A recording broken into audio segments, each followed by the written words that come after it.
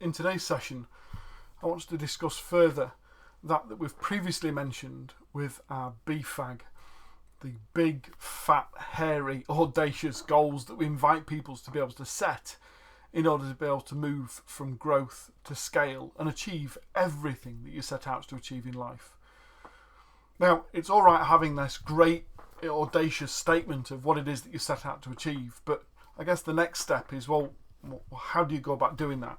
So today I want to share the 7 steps that we need to be able to have in place and understand a little bit more about each one of those to move from a dreams to a goal, to move from this visualization of what it is that I'd like to achieve as to a goal on how are we going to achieve it.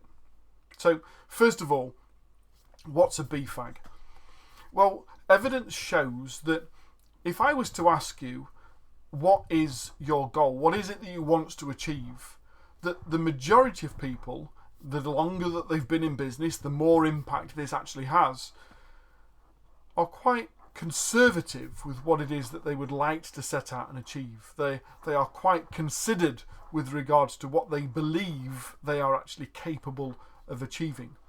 And yet, if you've already watched the video that I've recorded or the series that we've done on why smart goals simply aren't, you'll understand that some of the most successful people in the world have never once heard of smart objectives, have never ever come up with something that's achievable or realistic. The simple fact is that we automatically create almost this glass ceiling based on our own experience to date that actually prevents us from thinking big enough. So let me give you a quick example of how this actually works in reality to show you as to why it is that we've got to exemplify and accelerate our level of thinking.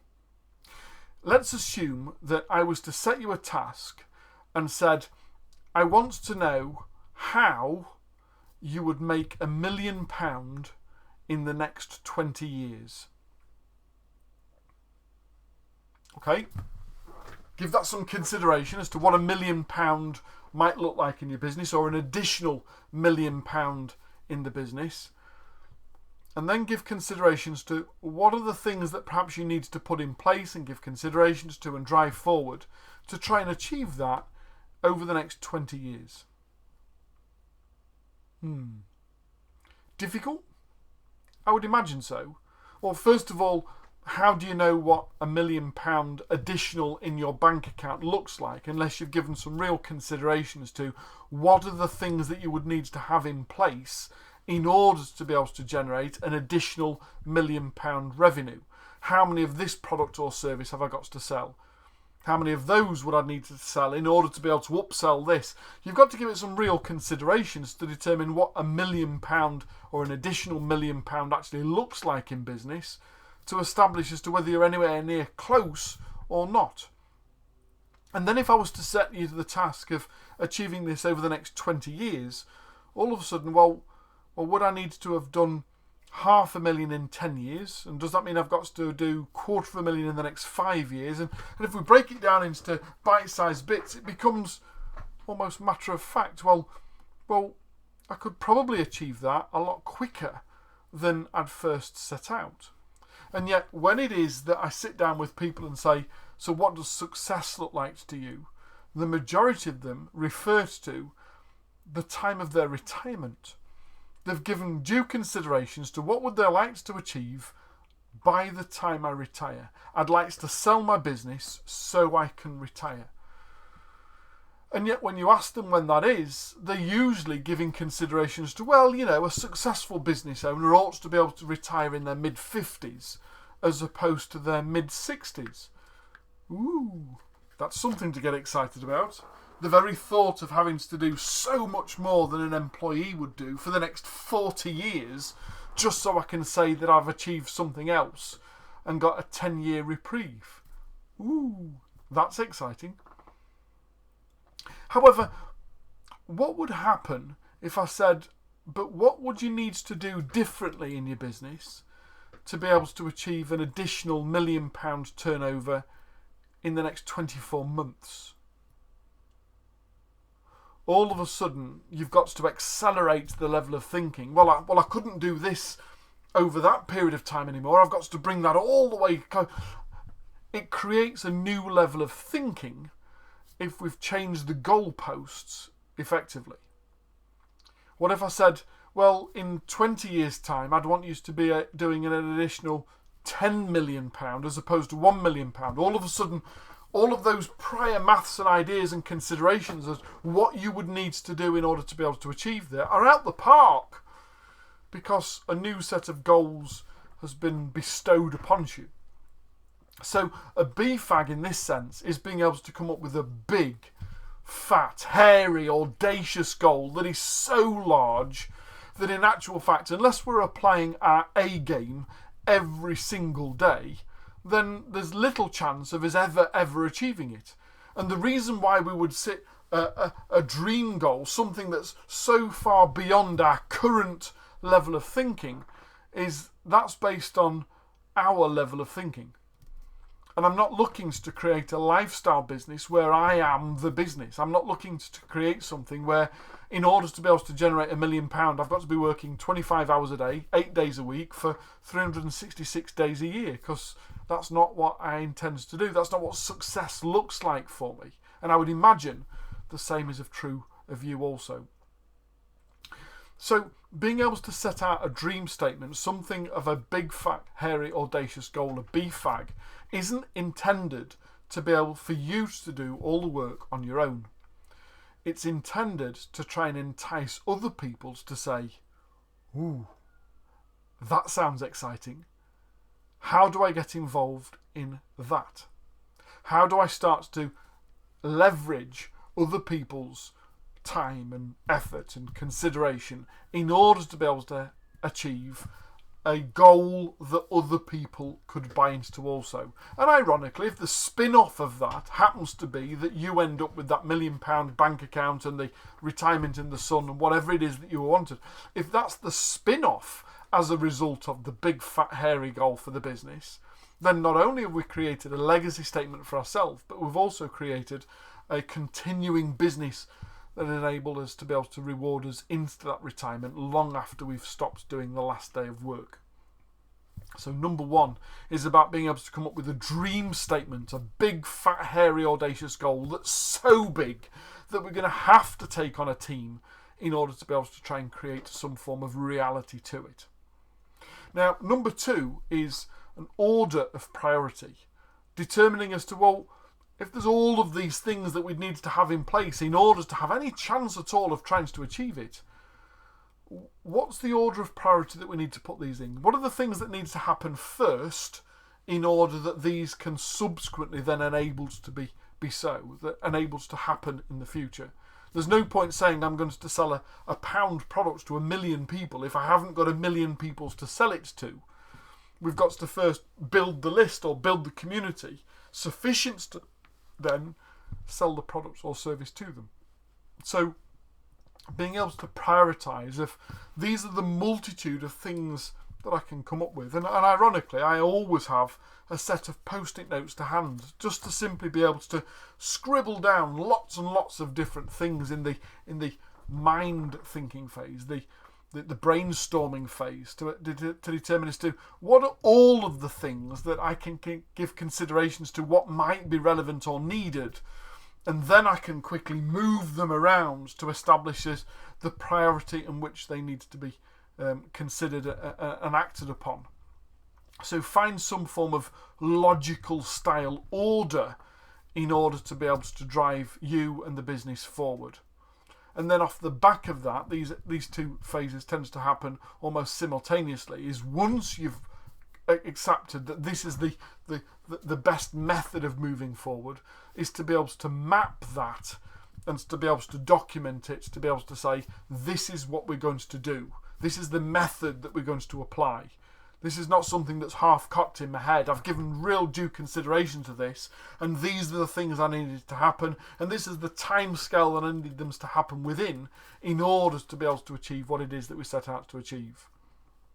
And once it's mapped, you've made that commitment to paper of this is the process. This is probably your first ever business plan, with regards to what do I want to achieve, the order in which I need to give considerations to things, and the order in which I'm now going to do them.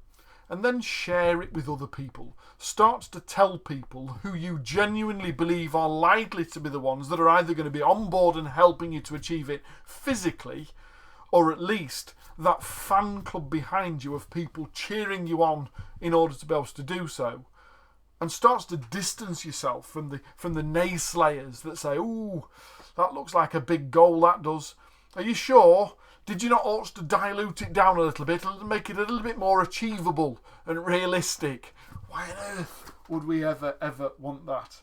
So make it a commitment and then share it with the right people who are either likely to want to be on board with you, or at least cheering you on in the sideways, driving you forwards to be able to make those big commitments. Now the fourth is almost a revert back to the first, because the fourth step is to creating that why statement based on why this is important, not only to you but to everybody else that you want to get involved. How do you take what it is that you want to achieve and make it so enticing that everybody else wants a slice of the pie? How do you come up with a why that impacts so many other people that other people want to be involved and be part of it? And for that, it often means that we have to go back and exemplify or even accelerate the thinking of the dream to be able to include other people as opposed to simply your perception of what success might look like for you. Make that the alter ego of what it is that we're trying to achieve. Make that the byproduct of success as opposed to success itself.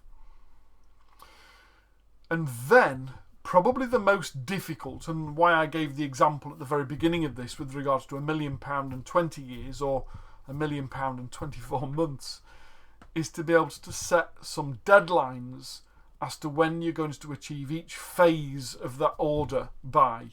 Starts to be able to characterise, well, it's going to take me about 5 weeks to be able to do this, and it's going to take me 3 months to be able to try and achieve that. So plot it all out and start to give some time frame and some deadlines. Now, don't get me wrong, a dream doesn't become a goal until it's got both targets and deadlines. But now the thing is, I've got 2 questions for you, and both of them are equally important. First of all, what are you prepared to do in order to achieve those deadlines? What timings are you prepared to apply this to your business? What other things, what other priorities have you now got to place on hold for this to become priority 1? And how long will it be priority 1 for? Are you willing to work between 9 and 5 or whenever it matters, whenever it takes, whatever it takes? Are you prepared to work evenings and weekends? Are you prepared to sacrifice the family holiday in order to be able to reinvest in the business? What are you prepared to do in order to achieve what it is that you've set out to achieve? Create a list of things that say, these are the parameters in which I'm prepared to work and operate in order to achieve what it is that I've set out to achieve. And if you've already started to build a team of people around you, then expect them to be able to create priorities also that say, these are the parameters in which the business will operate, and these are the parameters in which the people in the business will operate also. But now the most important and yet most difficult to answer, because the second question is, what are you not prepared to do? This goal might be big and fat and hairy and audacious. This goal might be a completely life-changing experience for both you and your family, but that could be both a positive and a negative. So those are the parameters in which I'm prepared to work. What are you not prepared to do? Which parameters are not negotiable? Because so many business owners don't do this at the very beginning and yet are confronted with it at the time, and it creates such conflict and difficulty that the business stalls as a result. So this, step 5 on the when, is all about determining as to the goals and deadlines to which you're going to set and the priorities in which you're going to give those as to what you're prepared to do to achieve them, and what you're not prepared to do in an attempt to achieve them. Now, I've seen someone be asked, this course is going to cost you $50,000 for 12 weeks of your time. And the person considering it saying, I know that this is going to change my life. I know that doing this course is going to be the one that enables me to be able to move past my current ceiling and move to the next level, where $50,000 will be my monthly spend. What are you prepared to do to buy the course? Because you've got to invest in it first before you see the benefit. Well, they looked at it and said, well, I've got 2 credit cards, each of which have got a $15,000 limit. I could max out on both my credit cards, and I've got $30,000 towards the course. And I wouldn't have to start making repayment on those credit cards for the first 54 days. So at least I'm halfway through the course before I even start to have to make payment on those. But I'm still $20,000 short. And the course director looked outside and said, is that your BMW? Yes, I got it earlier this year. Isn't it beautiful? I've always wanted that BMW. Right.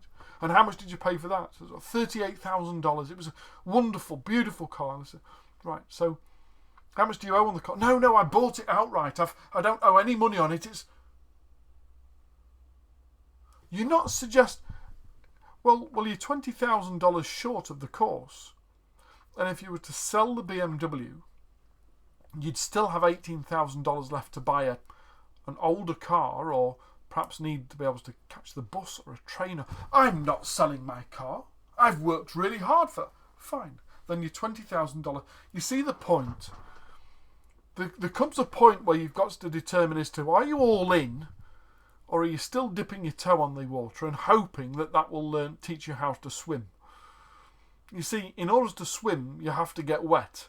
You have to get your head under the water. You have to be able to hold your breath and open your eyes and determine as to where you've got to be willing to do what it takes, as opposed to what you're willing to contribute to, and then still expect the same results.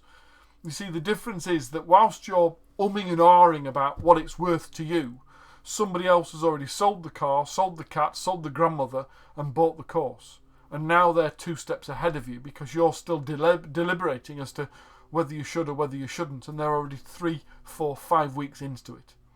So these 2 questions with regards to what are you prepared to do in order to achieve your goals, and then what are you not prepared to do? What are the parameters in which you are not willing to step outside, is important to establish before you get to those parameters, because I assure you, giving due consideration to them before is so much more valid than hitting them up against a brick when you come to them, sometimes at quite some velocity if the business has already started to create traction, and then suddenly thinking, now what do I do? Number 6 is about creating the how. About being able to break all of those goals and those plans down into bite-sized bits. I call them 90-day sprints. Things that we need to do on a day-to-day basis over the next week or month or quarter in order to be able to hit a milestone that tells us we're still on course towards those overall goals. And every quarter stopping, reviewing, establishing as to, am I ahead of target or behind target? Have I got to amend the time frame? No. Have I got to amend my priorities? Yes. In order to be able to get back on track to achieve what it is that I set out to achieve. I can assure you that once you're on the roller coaster, that the only thing that's worth doing is continuing the ride and seeing it through. There's nothing worse getting halfway round and then subsequently going, do you know what? I don't want to do this anymore, because you've already put the work and the effort and the time and the blood, sweat and tears into it. So once you've committed to it, what amendments have you got to make in your own personality, in your own willingness to be able to achieve, in order to be able to make all of this worthwhile? And then finally, once we've gone back from the map and with commitment and we've shared it with other people, it's about, once you've identified as to the steps that we're going to be able to take in order to get there, is to bring the right people on board to help us to achieve what it is that we've set out to achieve collectively, as opposed to in spite of everybody else. Identifying the team that's going to help you get there. And to bring them on, to be able to share the vision and the dreams and the reality with them, to be able to allow them to help shape and influence the map and the direction in which it's going to be able to take. Understanding that collaboratively, everyone who contributes to something has some things to give and some things to achieve from it. That our dream can be escalated even further than our own anticipation and our own BFHAG beforehand by bringing other people on board to continually contribute towards what it could look like. Having a team working collectively and collaboratively, all contributing towards a goal that we've all set out to achieve, that our overall success, our individual success, becomes the byproduct of the business's continual development and success. Now that is a business to be excited about. If you want some help to be able to learn how to do it, simply book a call. I'd love to have a chat with you. That's Jay Allen from My True North. I look forward to speaking to you again real soon.